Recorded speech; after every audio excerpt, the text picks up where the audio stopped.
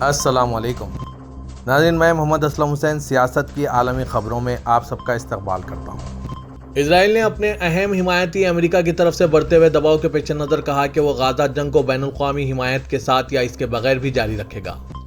فرانسیسی news agency AFP کے مطابق اقوام متحدہ کی جنرل اسمبلی کی جانب سے جنگ بندی کے لیے ایک قرارداد کی بھاری اکثریت سے حمایت کے اگلے ہی دن غزہ پر مزید حملے ہوئے اور غزہ شہر خان یونس اور رفح میں جھڑپیں بھی شروع ہو گئی۔ اقوام متحدہ کی جنرل اسمبلی میں منظور کی گئی قرارداد میں 193 میں سے 153 ممالک نے جنگ بندی کا مطالبہ کیا۔ اسرائیل نے اپنے اہم اتحادی کی طرف سے تنقید کے باوجود جنگ جاری رکھنے کا عہد کیا ہے۔ امریکی صدر جو بائیڈن نے کہا تھا کہ دنیا کی اکثریت جنگ بندی کی حمایت کر رہی ہے، لیکن وہ اندھا دھند بمباری سے اس حمایت کو کھو رہے ہیں۔ اسرائیلی وزیر خارجہ ایلن کوہن نے کہا کہ اسرائیل حماس کے خلاف بین الاقوامی حمایت کے ساتھ یا اس کے بغیر جنگ جاری رکھے گا۔ آج اسرائیلی وزیر خارجہ نے کہا کہ موجودہ مرحلہ جنگ بندی حماس کے لیے ایک تحفہ ہے جو اسے دوبارہ ابھرنے اور اسرائیل کے باشندوں کو دھمکیاں دینے کی اجازت دے گی۔ بعد ازاں اسرائیلی وزیر اعظم بنیامین نتنیاہو نے کہا کہ اسرائیل ثابت قدم رہے گا۔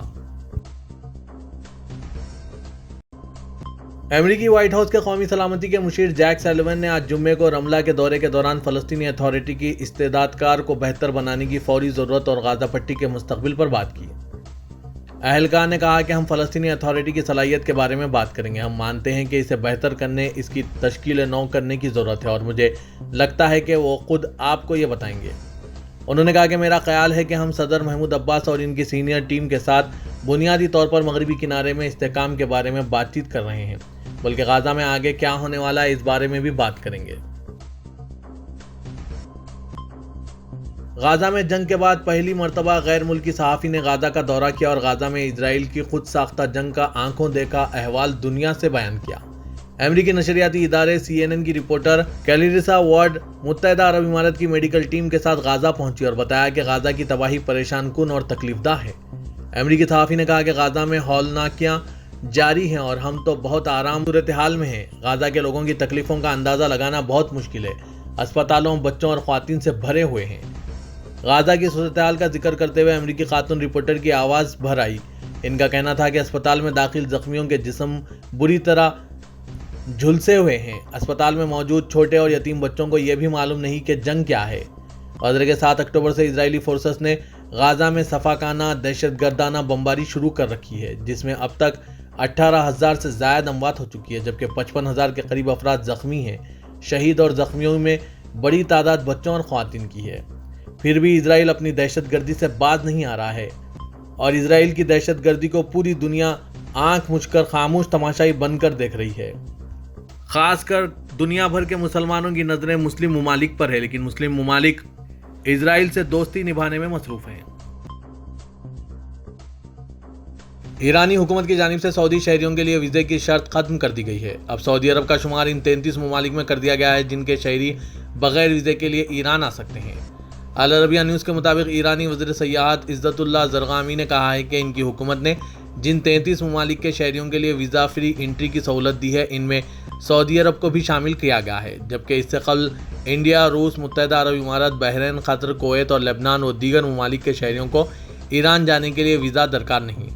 ایران جانے کے لیے ان ممالک کے لیے ویزا فری انٹری کی سہولت یک طرفہ ہے۔ وزیر سیاحت کا مزید کہنا تھا کہ مختلف ممالک سے ایران آنے والے سیاحوں کو خوش آمدید کہتے ہیں۔ یہاں کے دیدہ ذیب سیاحتی مقامات کے علاوہ علاج کی غرض سے بھی لوگوں کو میڈیکل سیاحت کی سہولت فراہم کی گئی ہے۔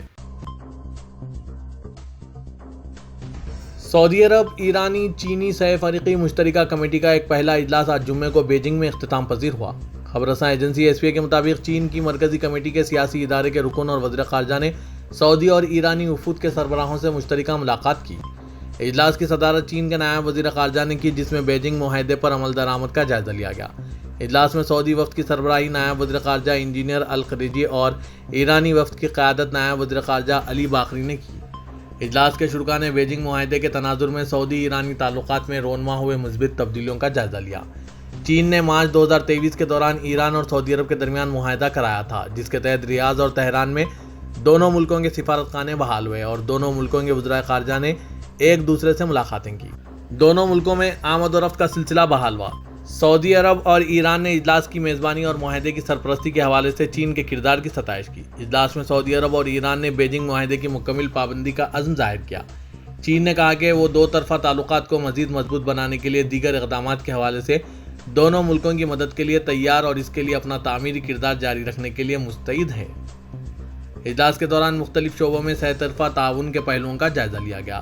فریقین نے غزہ میں جاری صورتحال پر تشویش کا اظہار کرتے ہوئے کہا کہ یہ خطے کی امن و سلامتی اور عالمی امن کے لیے خطرہ ہے۔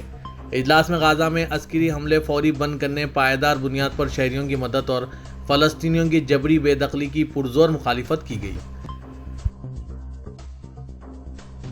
وزارت حج و عمرے کا کہنا ہے کہ موسم سرما کا آغاز ہو چکا ہے، ایسے میں عمرہ زائرین اپنی صحت کا خیال رکھیں تاکہ بہتر طریقے سے زیادہ اپنا وقت عبادت میں گزار سکیں۔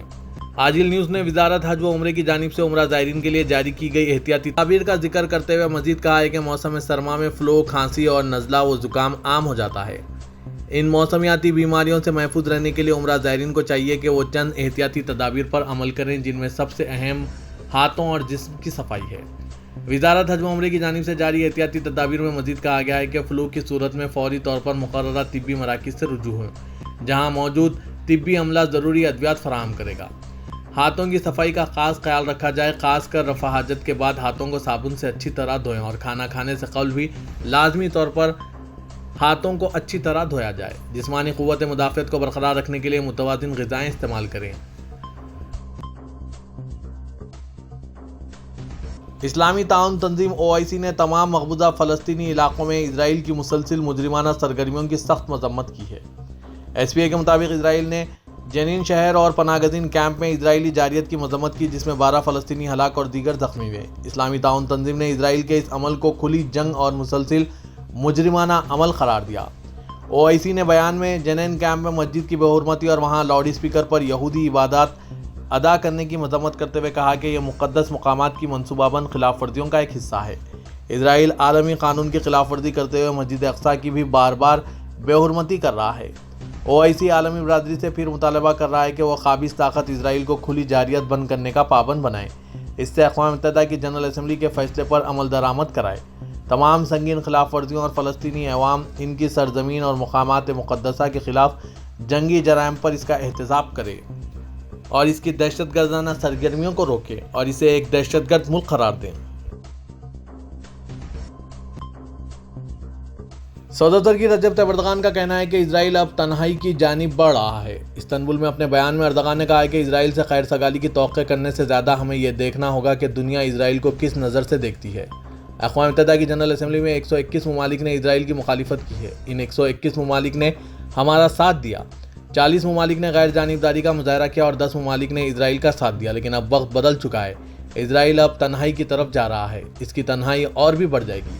گزشتہ روز امریکی صدر جو بائیڈن کے ساتھ اپنی فون کال کے حوالے سے صدر اردغان نے کہا کہ جیسا کہ آپ جانتے ہیں کہ ہم نے گزشتہ رات جو بائیڈن کے ساتھ تفصیلی بات چیت کی اور اس بات چیت کے اہم موضوعات F-16 کے معاملے میں ہوئی پیش رفت تھی۔ اس حوالے سے پیش رفت پر جو بائیڈن نے مثبت ہونے کا دعویٰ کیا ہے اور وہ اس معاملے پر کانگریس کو کوئی بھی تجویز دینے کے لیے تیار نہیں۔ ان کا کہنا تھا کہ وہ خاص طور پر سویڈن کے بارے میں ہمارے نقطہ نظر اور ہماری پارلیمنٹ جو فیصلہ کرے گی اس کو اہمیت دیتے ہیں۔ کہا ہم بھی سویڈن کے بارے میں ایک ایماندارانہ نقطہ نظر رکھتے ہیں اور دہشت گردی کے حوالے سے اپنے نقطہ نظر پر قائم رہیں، بس کافی ہے۔ ویسے بھی یہ بل پارلیمانی کمیشن سے پاس ہو چکا ہے۔ جو بائیڈن سے غزہ کے معاملے پر غور کرنے کا ذکر کرنے والے اردغان نے کہا کہ غزہ کے واقعات میں 18,000 سے زائد بچے، خواتین اور بزرگ اپنی جانوں سے ہاتھ دھو بیٹھے ہیں۔ ہم نے کہا ہے کہ یہ کس حد تک انسانی فعل ہے اور اس معاملے میں امریکہ کو مداخلت کرنی چاہیے، یعنی جو بائیڈن کو مداخلت کرنی چاہیے۔ اگر آپ اس میں مداخلت نہیں کرتے تو یہ انسانی جرم کے زمرے میں آئے گا۔ ہمارے بھی یہاں ہاتھ پاؤں بندھے پڑے ہیں، ہم ہر ممکنہ کوشش کو جاری رکھیں گے۔ ترکیہ کے دارالحکومت انقرہ میں فلسطینی یکجہتی پلیٹ فارم نے رفح سرحدی چوکی کے ذریعے غزہ تک انسانی امداد پہنچانے کا مطالبہ کرنے کے لیے ایک مظاہرہ کیا۔ مصری سفارت خانے کے سامنے جمع ہوئے کئی فلسطینی نعرے لگائے اور بینرز اٹھا رکھے تھے۔ تقاریر میں کہا گیا کہ غزہ کے ساتھ دنیا کو بہت بڑا امتحان دیا گیا ہے، جو خاموش رہے ہیں وہ نسل کشی میں شریک ہیں۔ اس بات پر غور کیا گیا کہ اگر غزہ کے باشندے اپنی بنیادی انسانی ضروریات پوری کر سکیں تو اس المیہ کا کچھ حد تک خاتمہ ہو جائے گا۔ تمام اسلامی ممالک بالخصوص مصری ریاست غزہ تک انسانی امداد کی مسلسل ترسیل کو یقینی بنانے کے لیے ٹھوس اقدامات کریں۔ اس بات پر زور دیا گیا کہ رفح سرحدی چوکی کو بغیر کسی پابندی کے غیر معینہ مدت کے لیے کھولا جائے۔ اسلامی ممالک کے رہنماؤں سے کہا گیا ہے کہ وہ اپنے تمام وسائل کو بروائے کار لائیں اور ہر قسم کے سیاسی اور سفارتی اقدامات کریں۔ استنبول کی فاتح مسجد میں غزہ کے لیے عظیم دعائیہ اجتماعات کا انعقاد عمل میں لایا گیا۔ غزہ کے عوام کے لیے دعاؤں میں کثیر تعداد میں شہریوں نے شرکت کی۔ عمان کے سلطان ہاشم بن طارق نے آج جمعے کو ہندوستان کے 3 روزہ سرکاری دورے پر نئی دہلی پہنچے۔ ہندوستان کے وزیر مملکت برائے امور خارجہ وی مرلی دھرن نے ہوائی اڈے پر ان کا استقبال کیا۔ سلطان کے ساتھ ایک اعلیٰ سطحی وفد بھی موجود تھا جس میں سینئر وزراء اور حکام بھی شامل ہیں۔ سلطان ہاشم بن طارق کا ہندوستان کا یہ پہلا سرکاری دورہ ہندوستان اور سلطنت عمان کے درمیان سفارتی تعلقات میں ایک اہم سنگ میل ہے۔ ہندوستان کی وزارت خارجہ نے کہا کہ اس دورے سے ہندوستان اور عمان کے درمیان دیرینہ دوستی اور تعاون کو مزید تقویت ملے گی اور دو طرفہ تعلقات مضبوط ہوں گے۔ وزیر خارجہ ڈاکٹر ایس جے شنکر نے آج شام سلطان ہاشم بن طارق سے ملاقات کی۔ ڈاکٹر جے شنکر نے ایک سوشل میڈیا پوسٹ میں کہا کہ وہ ہند عمان اسٹریٹجک پارٹنرشپ کو مزید گہرا کرنے کے لیے عمان کے سلطان کی رہنمائی کی قدر کرتے ہیں۔